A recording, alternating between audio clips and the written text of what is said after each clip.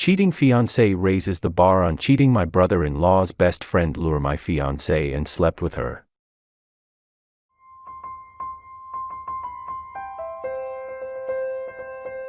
It recently came to the surface that my now wife cheated on me years ago. It happened while we were together on a weekend away with some of our closest friends. Soon after getting engaged, the person with who she cheated with was at the time someone I would have considered to be a friend. He was not as close to the group as all the other 8 to 9 people we were with at the time, but on the surface, I would have referred to him as a friend. Even more, he just happens to also be the brother of one of my wife's best friends, who was also there this weekend. We went away with some of our closest friends. All of us were in our late 20s. We did this together pretty regularly. We had spent the day and early evening drinking and hanging out. Then a couple hours after we barbecued some dinner, a friend and I noticed we needed to get more supplies. I was going to run to the store with my sober friend driving.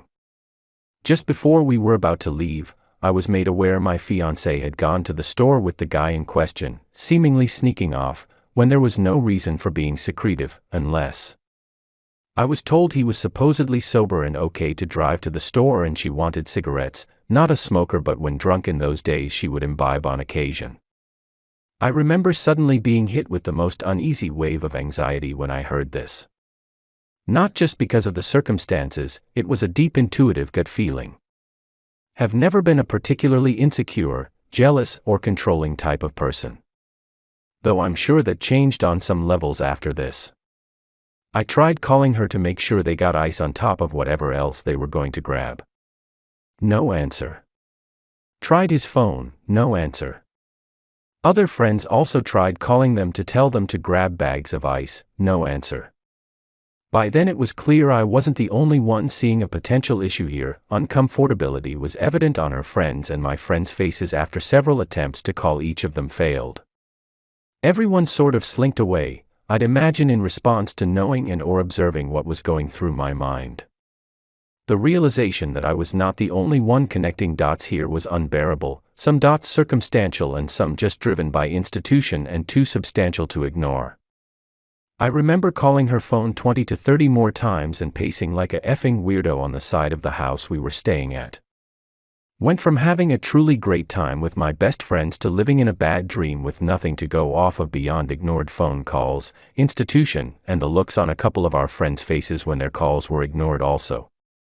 She was gone for over an hour. The store is under 10 minutes away. Again, this happened years ago. I was recently made painfully aware that she did in fact cheat that night.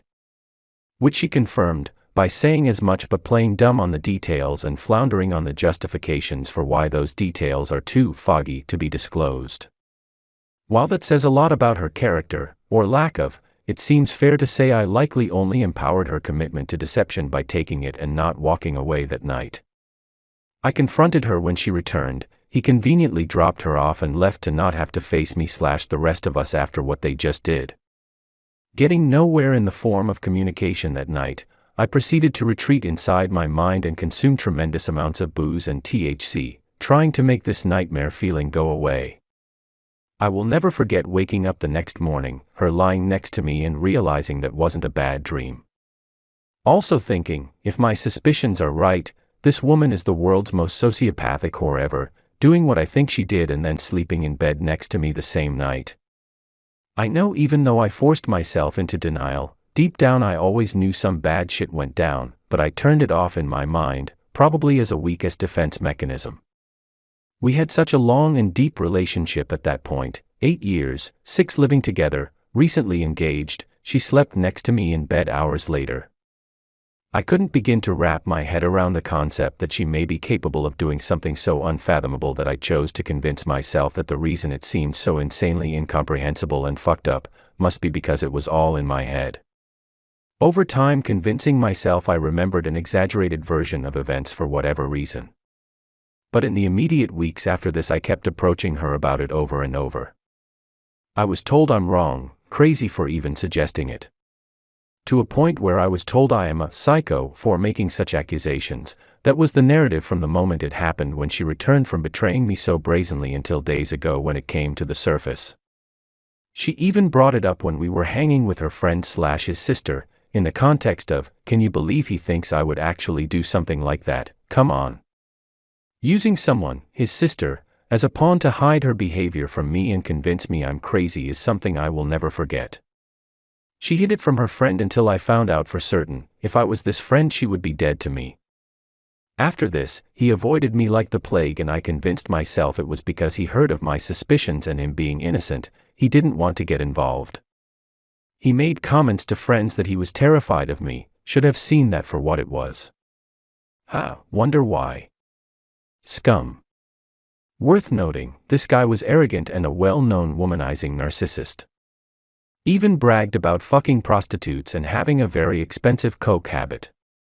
While sharing this will certainly only make me look even more unfathomably moronic for not running as far from her as I could that night, even though I was here for it, it seems fictional when I write it down. This dirtbag even bragged to all of the guys when we were busting his balls hours before that he is in fact such a legit whore, that it's likely he is littered with STDs and or HIV from all the unprotected sex he had.